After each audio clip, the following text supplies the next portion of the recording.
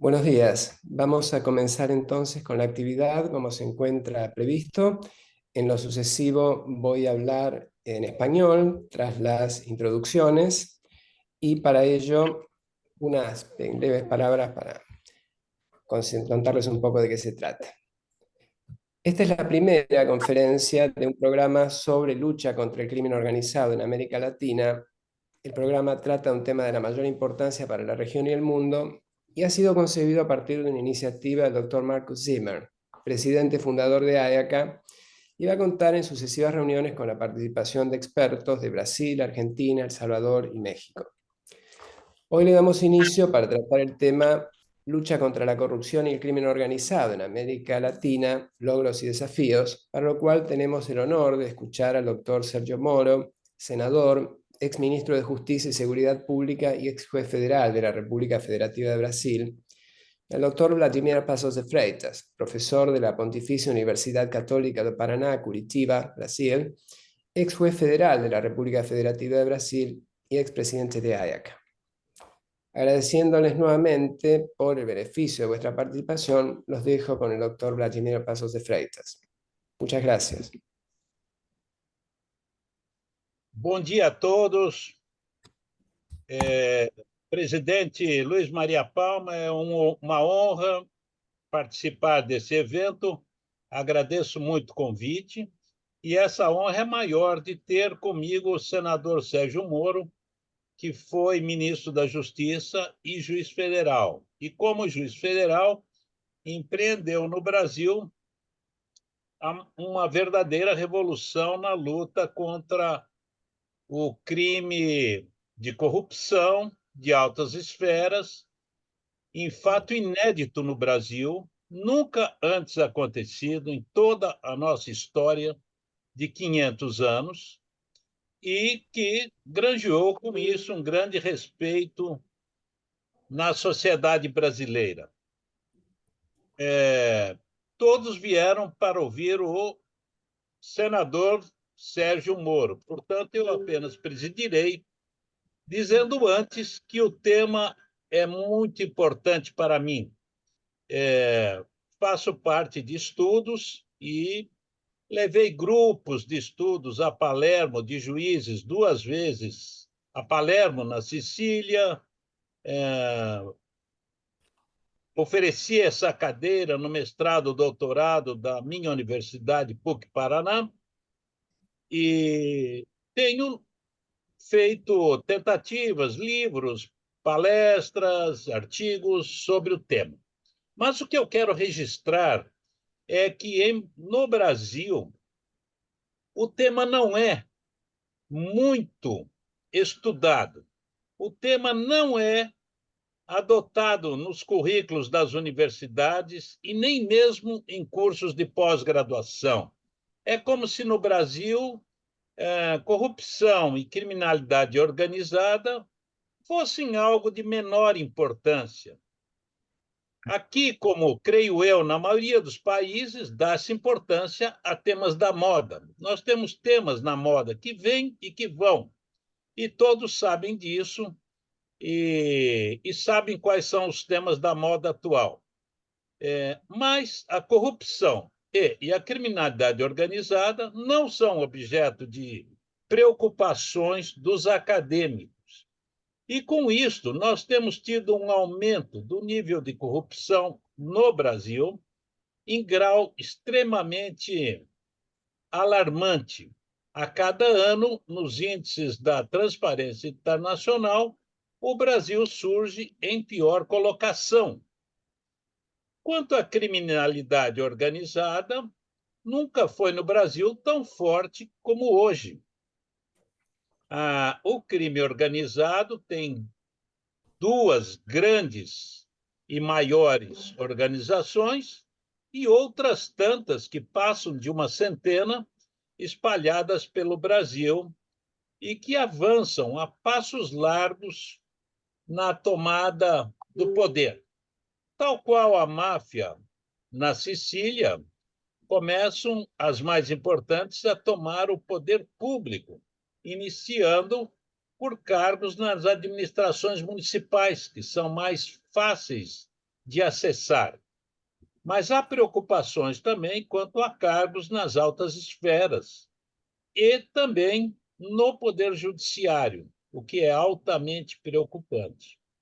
Porém, para falar disso, melhor do que eu, com uma experiência muito maior e agora com a visão nacional de senador da República, eu passo a palavra ao senador Sérgio Moro, dizendo antes que ele, além de ter sido juiz federal e ministro da Justiça, também é professor universitário, mestre e doutor em Direito, sendo professor do mestrado, doutorado na Universidade de Curitiba, nesta cidade de Curitiba, estado do Paraná. Então, senador, é uma grande alegria revê-lo e uma grande honra presidir participar desta conferência. A Muito, palavra é... muito obrigado, bom dia a todos. Eu vou fazer minha exposição em português. Não vou falar rápido para permitir a tradução. E eu quero primeiro aqui agradecer a honra de ser convidado pela IACA para participar desse evento. É sempre bom e uma experiência gratificante falar com que eu considero meus pares. Eu fui juiz federal por 22 anos, acabei deixando a magistratura, mas eu sempre me considero, se me permitem assim, ainda um membro, de certa maneira, da magistratura e tenho trabalhado, inclusive, no Congresso Brasileiro, buscando fortalecer a sua independência, as suas garantias, que eu reputo essencial. Quero agradecer aqui o Dr. Luiz Maria pelo convite, as palavras generosas do meu amigo Dr. Vladimir Passos de Freitas, uma grande referência também à magistratura brasileira. Eu vou buscar relatar um pouco a experiência que tivemos no Brasil, tanto no enfrentamento da corrupção, como do crime organizado.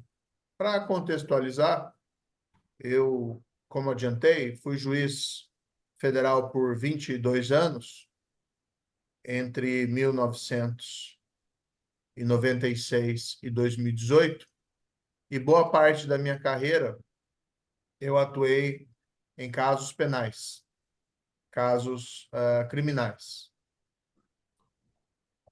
O Brasil, ele sempre teve um problema com a corrupção. No fundo, a corrupção, nós sabemos que, assim como o crime organizado, é um problema no mundo inteiro, mas talvez tenha suas nuances e sejam problemas maiores aqui na América Latina. O Estado, né, o governo, muitas vezes tem dificuldade em atuar com eficácia, tanto para prevenir como para punir a corrupção e, igualmente, o crime organizado. Aliás, né, isso é senso comum, mas amplamente reconhecido, a corrupção, ela, além de gerar prejuízos relacionados aos recursos públicos, desvios de dinheiro, ela acaba provocando uma severa ineficácia do aparato governamental, dos governos, dificultando o próprio combate à criminalidade, seja ela mesma, seja também ao crime organizado. Há um impacto da eficácia do governo em países com altos níveis de corrupção. E o Brasil sempre teve essa dificuldade com a corrupção, especialmente com a grand corruption, a alta corrupção de funcionários públicos. Normalmente, esses casos apareciam nos jornais brasileiros, mas ficavam impunes. A partir ali da década de 2000, houve um progressivo avanço no enfrentamento da corrupção pelas instituições brasileiras, entre elas a Justiça. Creio que o ápice dessa evolução tenha sido a chamada Operação Lava Jato, a mais conhecida, pelo menos nos países de língua inglesa, como Car Wash Operation. Esse caso teve o seu auge entre 2014 e 2018 no Brasil, e, no fundo, envolveu diversas jurisdições. Eu era juiz em Curitiba, juiz federal. Ali, podemos dizer que foi o epicentro das investigações, mas houve desdobramentos em cidades como Rio de Janeiro, Brasília, em outras jurisdições brasileiras. De certa maneira, né, a gente fala às vezes, olha, o crime é contagiante, mas o combate ao crime também se espalha.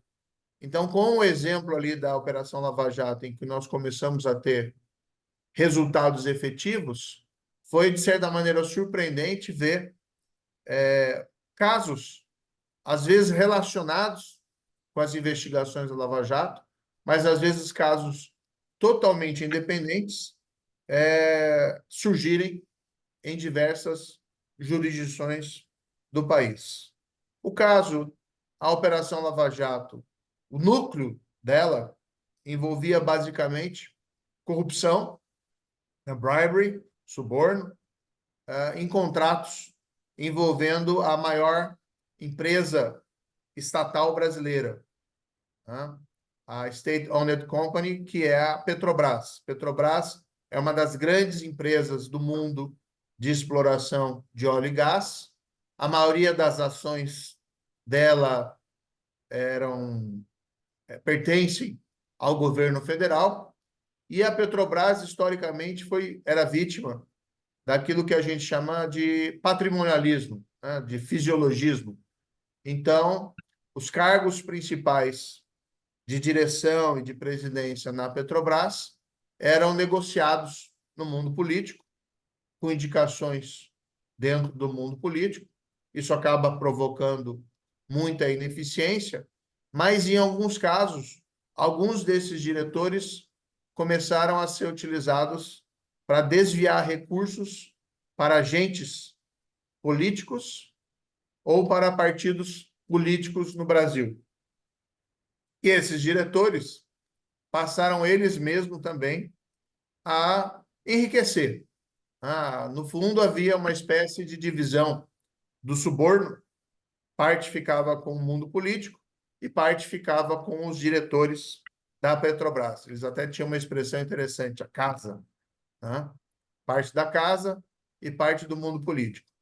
Concomitantemente, de onde vinha esses subornos, as principais empreiteiras brasileiras, elas que obtinham esses contratos bilionários com a Petrobras, elas passaram a pagar esses subornos de maneira rotineira. Isso até foi interessante, porque eu fui juiz de vários desses casos, dessas investigações e dessas ações penais, e eu sempre me surpreendia com algumas afirmações que vinham de acusados ou de testemunhas, acusados, inclusive, confesso. Muitos deles diziam, olha, é a regra do jogo, the rule of the game, o pagamento de subornos em contratos da Petrobras. Era até interessante que havia uma espécie de tabela pré-fixada a demonstrar o nível de deterioração ali da gestão da coisa pública. Quando se ia fazer um contrato com a Petrobras, não que isso acontecesse em todos os casos, mas em uma grande parte deles, já se tinha um percentual, né, que deveria ser pago ali a título de suborno, que variava entre 1% a 3% do valor dos contratos. E esses contratos eram contratos, normalmente, envolvendo centenas de milhões de dólares, ou até mesmo contratos da casa de bilhões de dólares. Esse foi um esquema criminoso que durou mais de uma década e acabou sendo descoberto numa investigação rotineira perante a vara na qual eu trabalhava. Aqui é interessante destacar que nada surgiu assim como um todo de imediato. Quando se começou a investigação, não se tinha ideia do tamanho do esquema criminoso, não sabia onde isso ia chegar, mas foi como puxar, né? Puxar um novelo e as coisas iam aparecendo. Um juiz da Suprema Corte brasileira que se destacou muito nesse caso pelo trabalho que foi feito. Infelizmente, ele veio a falecer num acidente de avião, que era o ministro Teori Zavascki. Ele até utilizou uma expressão, né, que se puxava uma pena e vinha uma galinha a revelar o tamanho desse esquema criminoso. E essas empreiteiras que pagavam suborno, elas previamente, elas fraudavam as licitações, né, o bidding process dos contratos da Petrobras. Elas se reuniam entre elas e definiam entre elas quem ia ganhar as licitações, os contratos da Petrobras, porque a Petrobras lançava um edital competitivo para que ganhasse ali a melhor preço, mas previamente as empreiteiras ali definiam quem seria a vencedora e com isso também levavam a um agigantamento, a um superfaturamento dos preços dos contratos da Petrobras. Mas não foi só a Petrobras. No desenvolvimento das investigações, foram descobertos outros focos de corrupção, alguns relacionados, outros totalmente independentes, com o que se pôde descobrir a semelhança do que foi visto na Operação Mãos Limpas, na Itália, na década de 90, que havia uma espécie de Tangentopoli no Brasil. O pagamento de suborno havia se tornado uma rotina. Eu vou tomar a liberdade aqui de só compartilhar uma tela, apenas para ilustrar o tamanho desse esquema criminoso. Então, aqui é uma descrição bastante sumária. As empresas, empreiteiras brasileiras, grandes empreiteiras brasileiras, se envolvia pelo menos as 15 maiores empreiteiras brasileiras, praticamente todas envolvidas. Elas combinavam os preços das obras da Petrobras, contratos eram subfaturados. Esses contratos depois eram repassados primeiro a operadores, normalmente eram profissionais da lavagem de dinheiro, e esses profissionais enviavam esses valores para diretores da Petrobras e, igualmente, para agentes políticos ou partidos políticos. Aqui a gente tem uma descrição básica desse esquema criminoso. A forma como esse dinheiro era repassado a partidos, agentes políticos ou a diretores eram variadas. Muitos desses valores eram passados em espécie aqui no Brasil, mediante um prévio procedimento para dificultar o rastreamento. Normalmente, as empreiteiras contratavam empresas de fachada, que eram controladas por esses lavadores de dinheiro, e essas empresas de fachada acabavam sendo um canal para pagar suborno para agentes políticos e diretores da Petrobras, normalmente em espécie. Mas teve um aspecto alguns casos, a forma de pagamento desses subornos foi muito mais complexo. Nessa outra tela, apenas aqui a título ilustrativo, nós temos a descrição dos subornos pagos por uma dessas grandes empreiteiras, no caso a Odebrecht. Essas informações que eu estou passando são todas públicas. Então, não existe aí, são casos já julgados, então não existem maiores problemas. A Odebrecht era uma dessas empreiteiras e ela optou por fazer pagamentos aos agentes públicos, seja agentes políticos ou diretores da Petrobras, através de transferências no exterior. Então, no lado esquerdo, né, nós temos contas de filiais da Odebrecht no exterior. Esses valores eram repassados. No canto direito aqui, nós temos contas em nome de empresas offshores, que eram mantidas por diretores da Petrobras em outros países. Normalmente eram Suíça, Principado de Mônaco, Liechtenstein.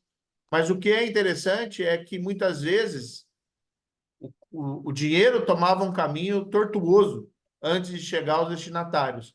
Não era uma conta da Odebrecht, em nome da Odebrecht, pagando uma conta offshore em nome dos diretores da Petrobras.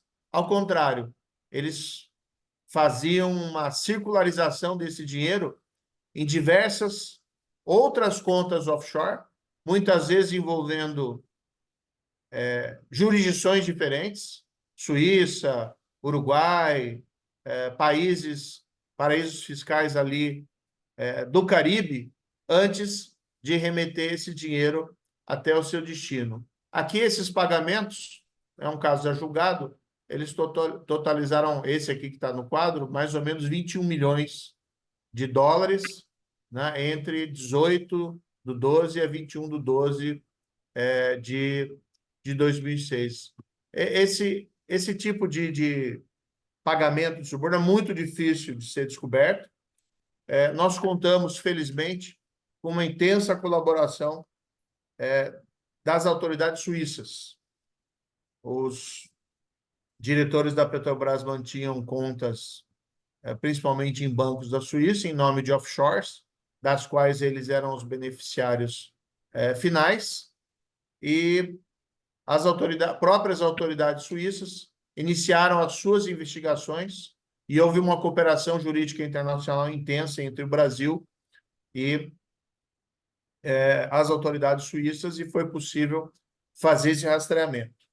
Também foi feito largo uso, algo que, de certa maneira, era um pouco inédito no Brasil, de mecanismos de cooperação, de realização de acordos, né, com investigados ou acusados. Plea bargain ou especialmente plea agreement, acordos de colaboração, através dos quais se pôde avançar enormemente a investigação. Claro que é sempre um questionamento em cima desses acordos de colaboração, mas nós temos vários exemplos bem exitosos de utilização de colaboradores em investigações criminais, entre eles o caso que foi desenvolvido aqui, até mencionado, né? Palermo é sempre uma referência positiva para nós, dos trabalhos dos magistrados de Palermo, como Giovanni Falcone e Paulo Borsellino, que fizeram uso, ao seu tempo, lá, de colaboradores arrependidos da máfia. Essa investigação, então, da Operação Lava Jato, esse é um quadro mais ou menos geral aqui dentro do Brasil, e chegou até as altas cúpulas da República, né? Afetou ex-presidentes da República, presidente da Câmara dos Deputados, agentes políticos, as maiores empreiteiras do Brasil, né? Foi descoberto ali que havia todo um esquema corrupto que durava anos e que tinha um impacto tanto na qualidade da nossa economia como na qualidade da nossa democracia. É claro que um caso com consequências políticas tão elevadas, ele sempre desperta reações. E aqui no Brasil houve uma reação política muito forte, desde o início das investigações, mas é que ela foi também dentro de um crescendo. Então, nós tínhamos que ouvir coisas aqui no Brasil como questionamentos sobre a integridade dos juízes, questionamentos sobre a integridade dos promotores. Nós tínhamos que ouvir frases como um pouco de corrupção não faz mal, né? A economia, que a corrupção ela pode ser um óleo nas engrenagens da economia, algo que é eticamente intolerável, e que nós sabemos que a corrupção, ela, no fundo, gera ineficiência da economia, já que ela eleva os custos de transações e, do outro lado, gera competição desleal dentro do mercado, que são importantes aí para o bom funcionamento da democracia. Um ponto interessante também, um desdobramento interessante na Operação Lava Jato, e isso creio que conhecido por muitos aqui nessa sala, é que ela teve desdobramentos para fora do território nacional, né? Parte dessas empreiteiras brasileiras pagou subornos também em outros países, especialmente autoridades públicas da América Latina, tá? E fora, claro, os casos de lavagem de dinheiro em países como a Suíça, mas as autoridades brasileiras decidiram também cooperar, né? Mantiveram as portas abertas para cooperação com outros países para fornecer provas e evidências sobre casos de suborno havidos no exterior. Então, eu tenho aqui também, rapidamente,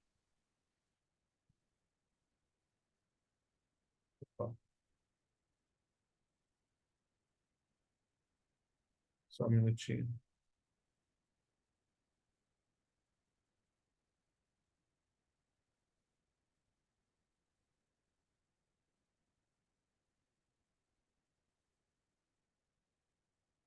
Algumas informações. Eu não tenho rastreamento ótimo desses casos no exterior, e normalmente esses casos no exterior acabaram sendo mais denominados de caso Odebrecht, né, na América Latina, por conta dos... Eu não estou conseguindo passar aqui, mas, rapidamente, as informações que nós temos, a Odebrecht ela fez um acordo de colaboração com a Suíça, Estados Unidos e Brasil, e ela admitiu que teria pago cerca de 780 milhões de dólares em subornos para político em 12 países para obtenção de contratos, tá? Sendo, segundo informações dadas pela Odebrecht, né, 35 milhões de dólares na Argentina, 349 milhões de dólares no Brasil, 11 milhões de dólares na Colômbia, 19 milhões na Guatemala, 92 milhões na República Dominicana, 33 milhões no Equador, 10 milhões no México, 59 milhões no Panamá, 29 milhões de dólares no Peru e 98 milhões de dólares na Venezuela. Aqui, os resultados desses casos no exterior foram variados. Houve países que receberam essas provas e desenvolveram investigações amplas com resultados impressionantes. Eu gosto de destacar sempre o caso do Peru, né? Tive a oportunidade até de conhecer alguns dos magistrados de lá, as repercussões foram enormes, o que exigiu muita coragem e valentia desses procuradores. Outros casos, não houve desdobramentos, né, por falta de possibilidades institucionais. Foi o caso, por exemplo, da Venezuela. O Odebrecht revelou pagamentos de suborno milionários, milhões de dólares pagos ali na Venezuela, mas não houve ali condições institucionais de evolução. Existem casos pendentes em vários desses países, por exemplo, no México, acusações de corrupção contra ex-diretores da Pemex, que é a antiga Petrobras, que é a Petrobras mexicana, né? Um ponto interessante também desses casos da Operação Lava Jato foi a influência os desdobramentos perante a legislação internacional, casos de jurisdição extraterritorial. Por exemplo, a Petrobras brasileira ela tinha ações negociadas na Bolsa de Valores de Nova York. Assim sendo, esses atos de suborno também acabavam sendo afetados, incluídos no FCPA, Foreign Corrupt Practices Act, de 1977, que é a legislação norte-americana que criminaliza o suborno transnacional. Então, em certo momento, as autoridades norte-americanas também começaram a investigar a Petrobras, a SEC, a Secretary Exchange Commission, e o próprio DOJ norte-americano passaram também a realizar essas investigações, o que acabou potencializando, de certa maneira, a cooperação jurídica internacional. A melhor forma, a meu ver, de desenvolver a cooperação jurídica internacional é quando se abre investigações em múltiplas jurisdições. Claro que isso pode gerar alguns conflitos no futuro, mas aí é possível, por exemplo, um caso de corrupção no Brasil com lavagem no exterior, como na Suíça, é possível que ambos os países desenvolvam seus casos e depois compartilhem essas provas para fortalecer reciprocamente os seus próprios casos. Bem, essa é a parte da história da investigação da Operação Lava Jato. De fato, é uma marca no Brasil em relação ao combate à corrupção, mas, como eu disse, a história não está completa sem afirmar que houve uma reação política frente a esse caso, a semelhança do que aconteceu com a Operação Mãos Limpas na Itália, e o Congresso brasileiro passou a editar algumas leis que dificultaram, né, algumas dessas leis acabaram dificultando o combate à corrupção. Houve também, por parte de algumas cortes brasileiras, uma anulação de vários julgamentos, anos depois até deles serem proferidos, com base em tecnicalidades, em informalidades.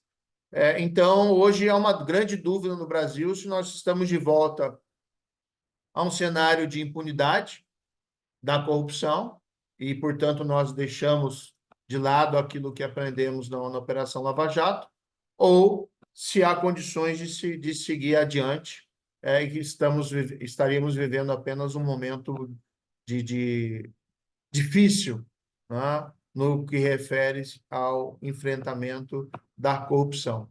Um ponto importante nessa história houve um grande apoio popular, né, para a Operação Lava Jato. Milhões de brasileiros saíram às ruas protestando contra a corrupção.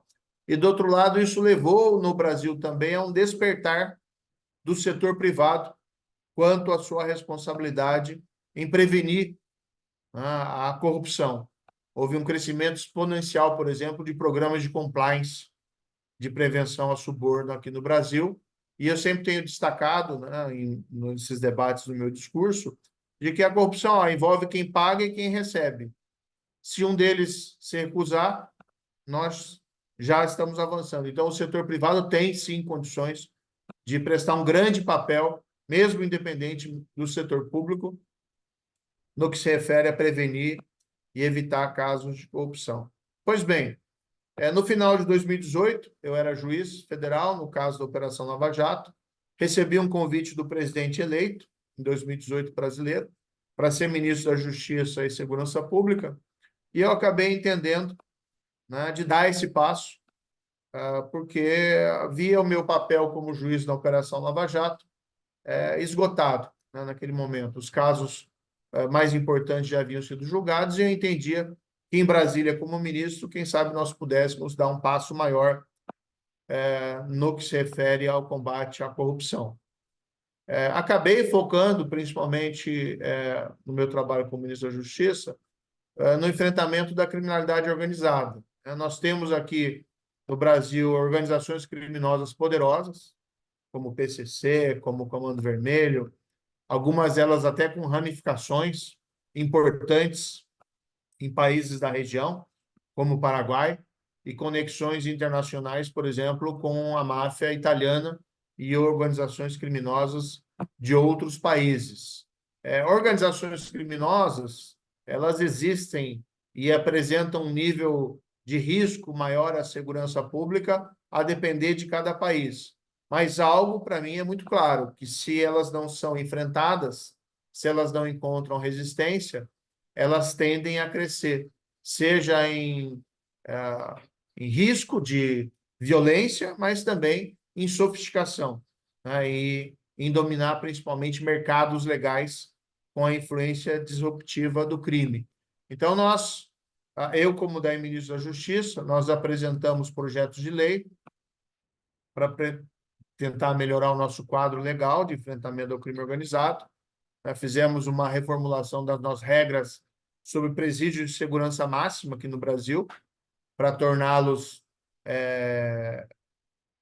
principalmente os líderes de organizações criminosas colocados nesse presídio de segurança máxima como incomunicáveis, no sentido de não terem comunicações que não fossem monitoradas pelas autoridades, para poder impedir que eles continuassem a comandar crimes de dentro da cadeia.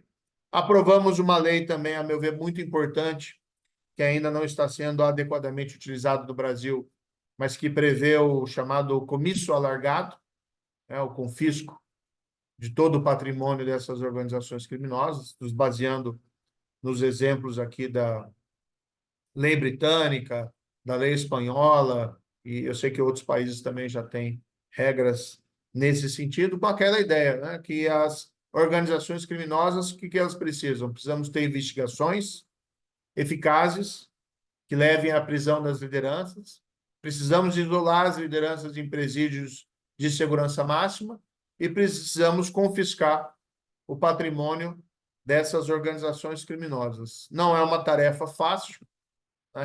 Requer aí muito trabalho e muito esforço, mas, para tanto, nós precisamos ter os instrumentos normativos necessários para enfrentamento dessas organizações criminosas. Pudemos avançar nessa legislação, mas, infelizmente, não conseguimos avançar em legislação para melhorar o combate à corrupção com a mesma intensidade. Isso muito por conta, como disse, dessa reação política que tivemos aqui no Brasil. Eu até falo, às vezes, brincando, né, sobre essa reação política, embora não é tão engraçado assim, que quando você enfrenta a corrupção, eles tentam matar a sua reputação. Quando você enfrenta a criminalidade organizada, eles tentam te matar de verdade. Tá? No primeiro caso, tentam te matar com mentiras, no segundo caso, tentam te matar de verdade. Isso porque, em decorrência das ações que nós promovemos contra o crime organizado na época de ministro, existem ameaças que envolvem aí a minha segurança até hoje, infelizmente, por conta desse enfrentamento. Em final no ano de 2021, eu havia deixado a magistratura para ser ministro, depois eu acabei saindo do governo por conta de divergências ali, na condução do governo anterior. Eu acabei optando, não havendo possibilidade de voltar à magistratura pela legislação brasileira, eu acabei optando por concorrer a um cargo de senador pelo meu estado do Paraná. O Brasil ele tem 513 deputados e tem 81 senadores, 3 senadores por cada estado da federação, e acabei sendo eleito em 2021. E hoje exerço aqui o meu mandato de senador. Com o foco, principalmente, é claro que a responsabilidade legislativa é bastante ampla, mas, tendo em vista a minha experiência pretérita, um foco bastante em segurança pública e prevenção e combate à corrupção. Principalmente em temas de segurança pública, nós temos conseguido avançar, que é uma demanda muito grande aqui no Brasil, e, infelizmente, em relação à prevenção e combate à corrupção, nem tanto, porque ainda estamos vivendo um momento de reação política àqueles avanços que tivemos na época da Lava Jato. Mas eu acredito que a Lava Jato ela plantou uma semente, né, na população brasileira, uma consciência, um despertar da consciência sobre os males da corrupção e que nós conseguiremos adiante retomar com mais intensidade, né, seja os mecanismos de prevenção, seja os mecanismos de enfrentamento. Mas, bem, todos, creio que aqui a grande maioria, né, quase talvez totalidade, são de magistrados experientes e sabem muito bem, né, que as leis não valem nada se nós não temos aí uma vontade política de aplicá-los. E para isso nós precisamos ter não só cidadãos conscientes de seus direitos e das responsabilidades do governo para cobrá-los, mas também precisamos ter uma magistratura independente e uma magistratura não só independente, mas que tenha aquela coragem institucional de enfrentar esses desafios. Eu sempre tive como um modelo para mim, já mencionei agora há pouco, a luta que foi do Giovanni Falcone na Itália, na década de 80 e começo da década de 90, durante a minha carreira como magistrado. Inclusive, acabei prefaciando um livro aqui, que foi traduzido para o português, da biografia dele. O livro tem um título em inglês um pouco tétrico, Excellent Cadavers, mas é um livro muito interessante que conta a carreira dele. E eu lembro que naqueles momentos mais de angústia da magistratura, né, por conta do enfrentamento da corrupção, por conta do enfrentamento do crime organizado, às vezes eu me socorria lá da biografia do Falcone, porque a gente vê, olha, se ele passou por situações muito difíceis também, mais difíceis, né, do que o que a gente passou aqui no Brasil. Então, isso para mim era sempre um alento no sentido, olha, há pessoas corajosas em quem a gente pode se espelhar e sempre seguir adiante. A luta contra a corrupção e contra o crime organizado é necessária no mundo todo, e em particular na América Latina. Por mais que ela seja difícil, é a nossa responsabilidade como magistrados, ou, no caso agora, como agentes políticos, de jamais desistir dessa luta, né? Com sabedoria, claro, com toda a necessidade de se manter nos marcos do Estado de Direito, né, que é fundamental para uma democracia, com respeito, evidente, aos direitos fundamentais do investigado e do acusado, mas os aparatos de justiça precisam ser eficientes para enfrentar esses desafios. A título, né, de exposição inicial, são essas as minhas palavras, e eu creio que poderíamos abrir agora para um debate, né, ou para perguntas sobre essa temática, reiterando aqui a minha imensa honra de participar desse painel. Muchas gracias, senador Moro, por su sobresaliente participación, en la cual ha tratado con gran claridad y detalle un tema tan complejo y compartido su enorme experiencia en la investigación y esclarecimiento de hechos que tanto daño hacen a nuestra institucionalidad y, como lo decía, al Estado de Derecho, por provenir mayormente de diferentes dirigencias públicas y con ello afectar a nuestra cohesión social. Vamos a iniciar el periodo para las preguntas del público, para lo cual rogamos que utilicen el espacio de chat que se encuentra en la parte inferior derecha de la barra de Zoom. Muchas gracias.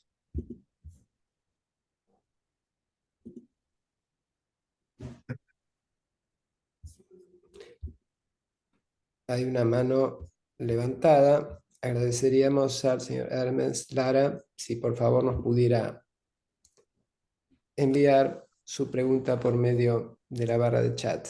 Muchas gracias. Professor Luiz Maria, Sí, por favor. enquanto não fazem perguntas pelo chat, eu gostaria de fazer uma pergunta ao senador. Senador Sérgio Moro, eu gostaria de saber como tem sido a efetividade de acordos do Brasil com o Paraguai, nosso vizinho na América do Sul, para o combate à criminalidade organizada. Bem, uma excelente pergunta, doutor Vladimir. Nós, aqui no Mercosul, nós trabalhamos com os acordos regionais, né? Nós temos um normativo suficiente para nós termos cooperação jurídica internacional. O que a gente às vezes percebe em temas de cooperação jurídica internacional, que ela às vezes é um pouco engessada e há quem tem uma visão muito burocratizada dessa cooperação. A melhor forma, como eu disse aqui, o que funcionou bem na Operação Lava Jato, que a gente pode pegar como exemplo, é quando nós tínhamos, e isso é interessante principalmente por conta do crime de lavagem de dinheiro, ou mesmo do suborno transnacional. Porque quando há um suborno transnacional,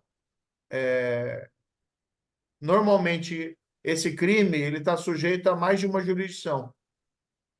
E aí os países podem concomitantemente abrir as suas investigações. Isso facilita que eles desenvolvam autonomamente essas investigações e compartilhem as provas. A mesma coisa a lavagem de dinheiro.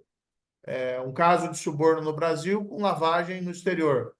Mas isso também vale para o grande mercado do crime organizado, que é o tráfico de drogas, tráfico internacional de drogas.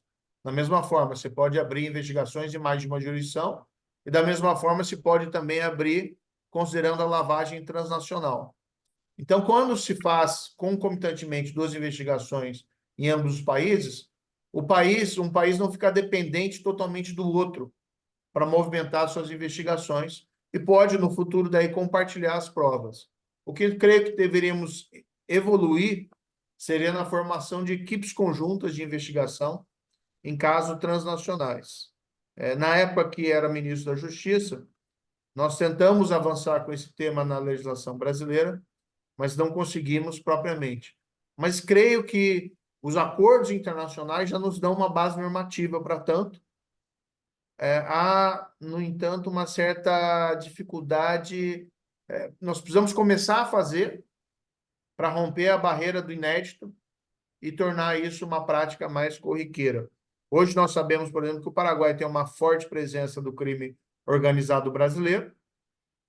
Eu mesmo, como juiz, tive casos envolvendo tráfico internacional de drogas, em que um grande traficante brasileiro tinha bases no Paraguai, e é possível avançar. Na época que eu era ministro da Justiça, eu sentia muita boa vontade do governo paraguaio, durante a gestão do presidente anterior, o Mário Abdo, pelo menos em relação ao enfrentamento do tráfico de drogas, certo? Confesso que hoje eu não tenho muito conhecimento preciso desse cenário, mas eu acho que o normativo nós já temos, falta botar em prática. Obrigado. E também complementando, professor Luiz Maria, me dá licença, complementando, eu gostaria de saber se o senhor está acompanhando a atividade do presidente de El Salvador, presidente Bukele, que deflagrou uma luta contra a criminalidade, mas essa luta é praticamente desconhecida no Brasil. O senhor tem acompanhado essa atividade? Eu tenho acompanhado à distância, mas eu não tenho assim um conhecimento tão detalhado para emitir um juízo de valor. O que nós temos o conhecimento é que o El Salvador chegou a um nível de violência em decorrência dessas gangues que foram adotadas algumas soluções que algumas pessoas reputam extremadas, outras reputam justificadas. Eu acho que nós não podemos deixar os países aqui da região chegar nesse nível de violência. Nós vimos também, ano passado, um surto preocupante de violência no Equador, tá? É um país que está enfrentando hoje a criminalidade organizada, e nós não podemos chegar dentro desse nível. Então, nós temos que aprimorar a nossa legislação e nós temos que adotar rigor, né, contra essas organizações criminosas. Nós temos que ter políticas públicas que visem não só prevenir esses crimes, mas desmantelá-las. Da forma como disse, prisão dos membros, mas especialmente das lideranças, confisco do patrimônio e isolamento dessas lideranças em presídio de segurança máxima. No Brasil, ficou famoso um episódio em 2006, no qual o PCC, né, que é essa organização criminosa brasileira, praticamente paralisou a maior cidade brasileira, São Paulo, por cerca de 2 dias. Havia uma ameaça de atentados terroristas contra a população civil, e o PCC ele deflagrou atentados contra as forças policiais. Haviam lideranças do PCC que estavam mantidos em presídios do estado de São Paulo, e elas tinham medo de ser transferidas a presídios federais, e por conta disso fizeram atentados contra policiais, mataram dezenas de policiais na cidade de São Paulo e aterrorizaram a cidade. A cidade parou. O Estado, as questões aí são um pouco nebulosas, mas o fato é que essas lideranças depois não foram transferidas para os presídios federais, e o PCC, que na época era uma organização criminosa do estado de São Paulo, acabou se fortalecendo e se expandindo, tornando uma organização criminosa nacional. Quando eu assumi o cargo de ministro da Justiça, uma das primeiras ações que tomamos foi retirar essas lideranças de presídios do estado de São Paulo e colocar em presídios federais de segurança máxima. Foi uma verdadeira operação de logística militar. E veja, na época, né, até o doutor estava conosco lá no Ministério, aquilo gerou uma série de receios que poderia ter atentados terroristas a nível nacional por parte daquela organização. Por conta das cautelas que tomamos, não ocorreram. Mas é preocupante quando se chega nesse nível de risco envolvendo o crime organizado. O crime organizado, o correto do crime organizado, o crime organizado quer ganhar dinheiro. Os membros das organizações criminosas querem ganhar dinheiro e normalmente querem agir de maneira discreta, né? Quando elas se sentem à vontade para praticar atos terroristas, de caráter terrorista, tá? Organizações que são, em princípio, destinadas ao lucro, mas passam a querer aumentar o seu poder através de atos de terror, a situação está desgringolada e temos que avançar. Eu tenho aqui apostado em algumas soluções legislativas. Propusemos e estamos aprovando uma lei que criminaliza o planejamento de atentados pelo crime organizado contra agentes da lei, para que não se tenha que ter a conduta tentada ou consumada para se punir. Então, por exemplo, se agentes do crime organizado planejam matar um juiz, ainda que a ação não seja executada, ou nem se tente a execução, mas se tem um plano consistente, que isso já passa a ser crime, como se fosse o crime de conspiração, lá no direito anglo-saxão. Estou apostando aqui no aumento do nosso Banco Nacional de DNA para criminosos. Nós temos um Banco do Brasil, mas é muito modesto, e hoje ele é uma ferramenta poderosa para elucidar crimes.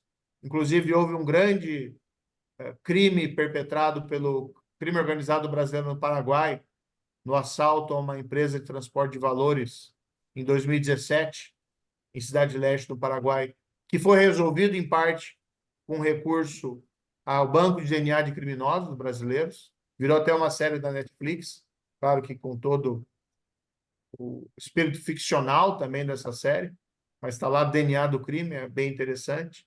Nós temos que apostar em tecnologia, em eficiência do Estado no enfrentamento da criminalidade organizada. A questão, a solução Bukele, a minha única preocupação, mas eu confesso que não tenho informações tão precisas para isso, para fazer um juízo de valor, algumas reclamações de violações de direitos fundamentais dos investigados, mas que é necessária uma política de desmantelamento das organizações criminosas e das gangues, isso é inegável. Tenemos preguntas, si me permiten, que voy a leer y después también dar la participación a la doctora Ana Carla Werneck. Las leo ahora para poder seguir con ellas, si les parece. Del señor Ernest Lara. ¿Con Odebrecht se puede hablar de una actividad permanente y sistémica de corrupción internacional que coopta el Estado de Derecho en Latinoamérica o es algo aislado? Bem, nós vimos nesse caso da Operação Lava Jato duas situações. O Brasil muito suscetível ao suborno.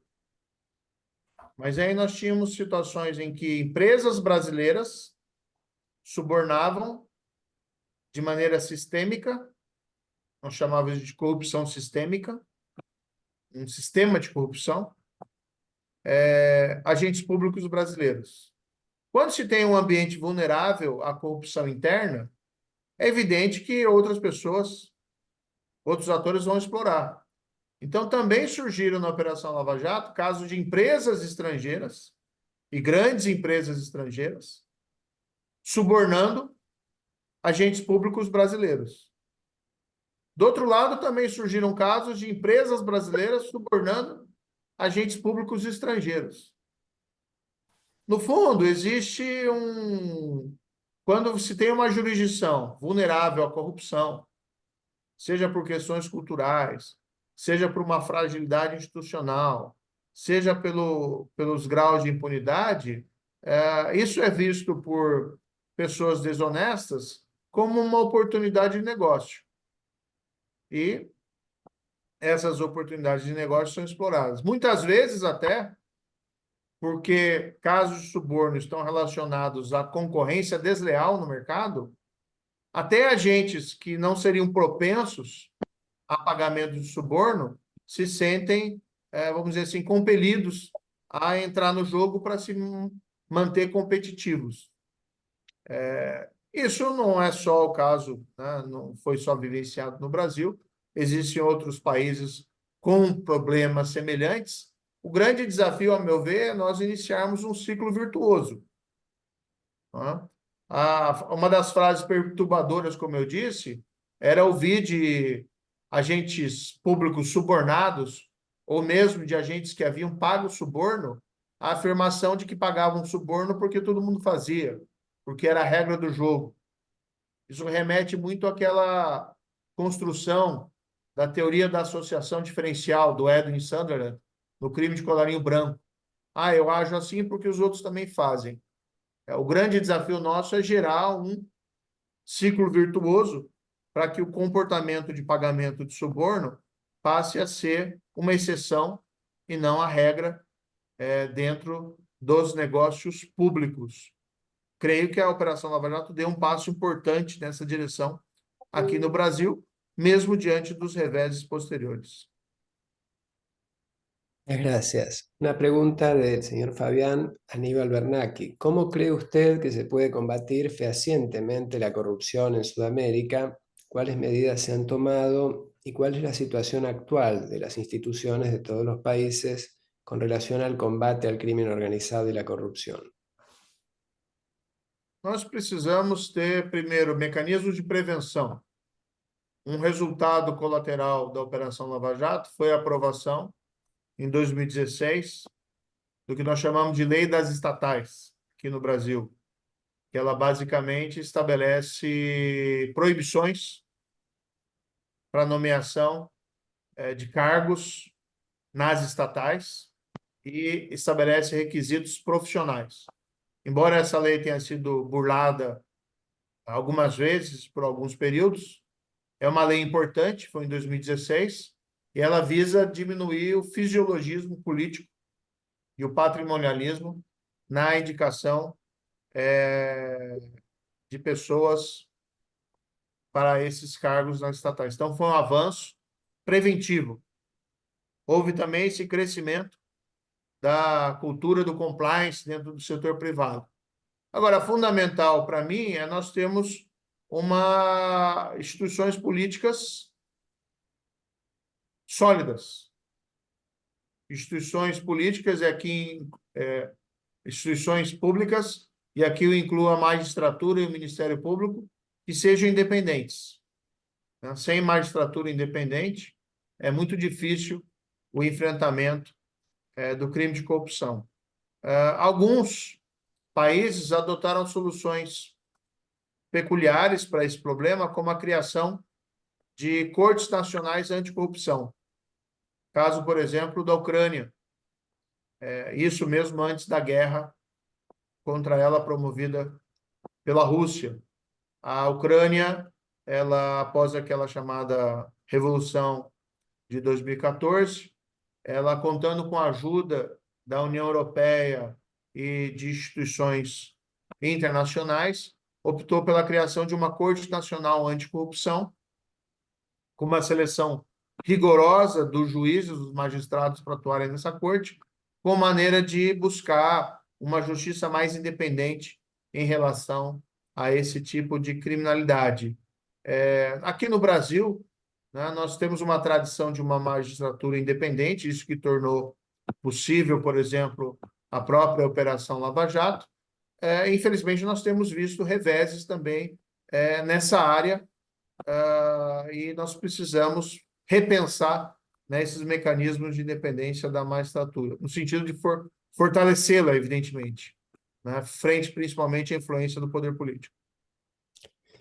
Muchas gracias. Tenemos la intervención de la doctora Ana Clara Werneck. Creo que el micrófono está desactivado.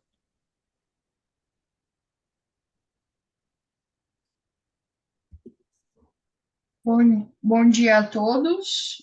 Bom dia inicialmente ao presidente Luiz Maria Palma, ao professor Vladimir, ao senador Sérgio Moro Parabéns pela exposição e também pelo trabalho que marcou a história brasileira.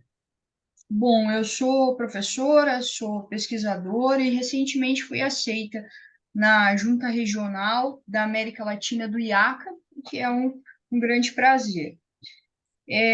Senador, no intuito de esclarecer para os ouvintes de outros países, em termos de administração da justiça, especificadamente de organização judiciária, a vara, a unidade judiciária, que o senhor era juiz e conduziu, então, todo esse processo, era uma vara especializada em corrupção e crime organizado? Qual a sua opinião sobre a criação de varas com temas específicos?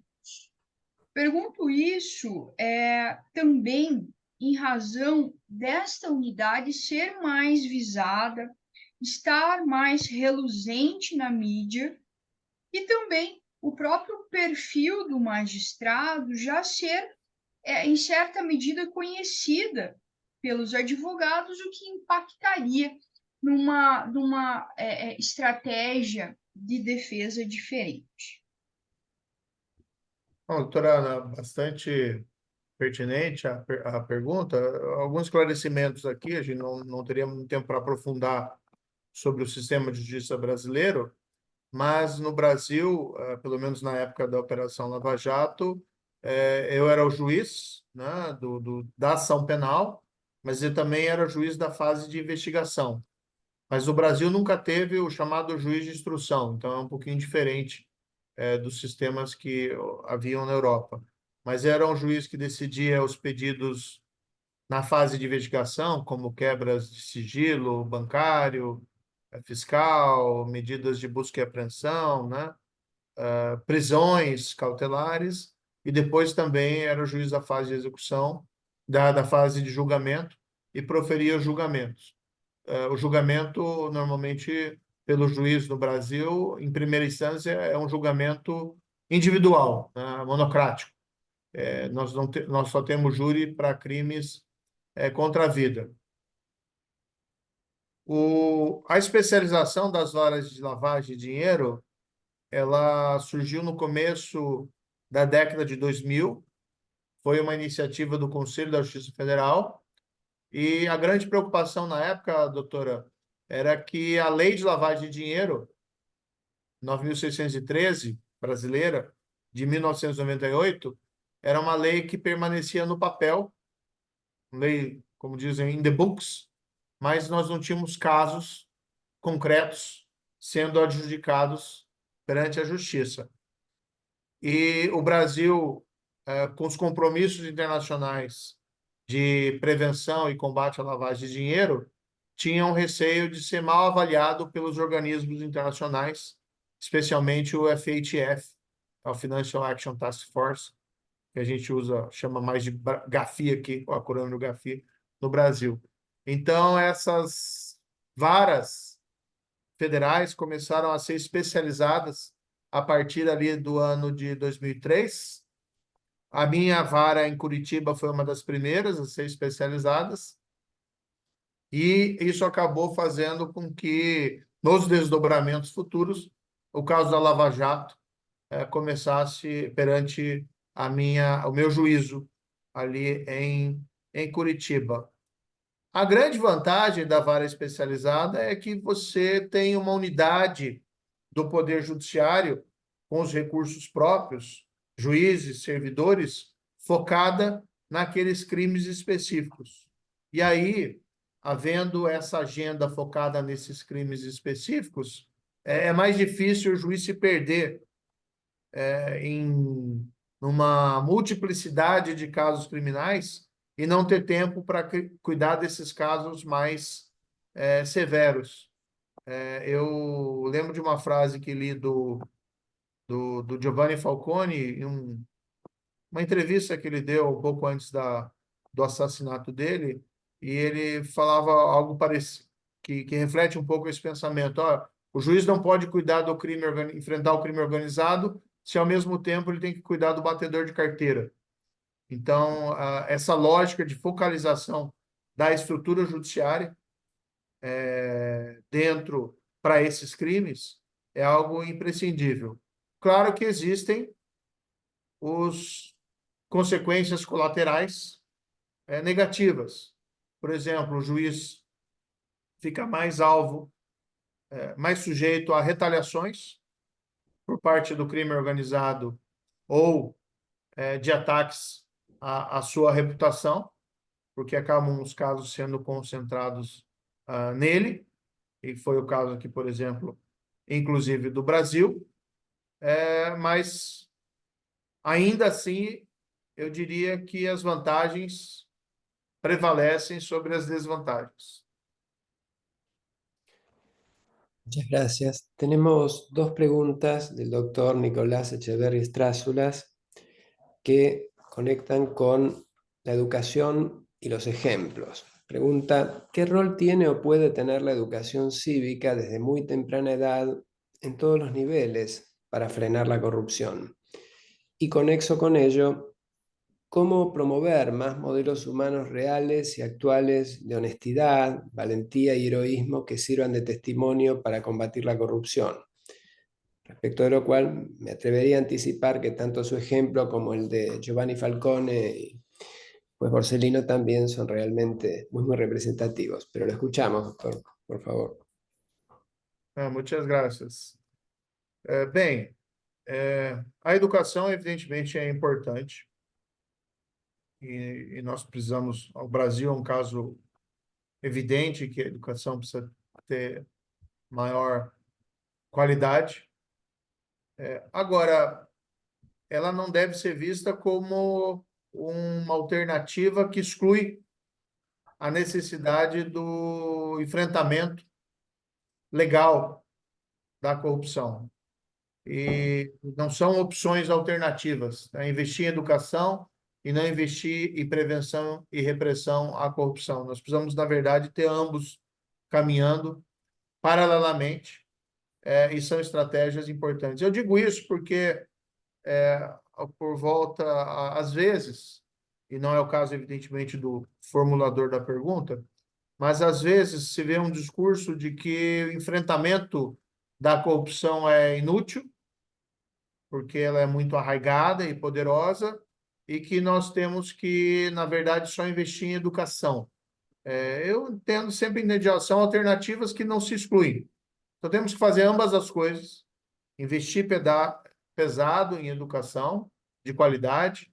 Nós temos também que trabalhar em políticas sociais para reduzir as desigualdades, que acabam, né, tornando, muitas vezes, comunidades mais pobres, vulneráveis ao domínio de organizações criminosas, mas isso não exclui também a estratégia da prevenção e da repressão.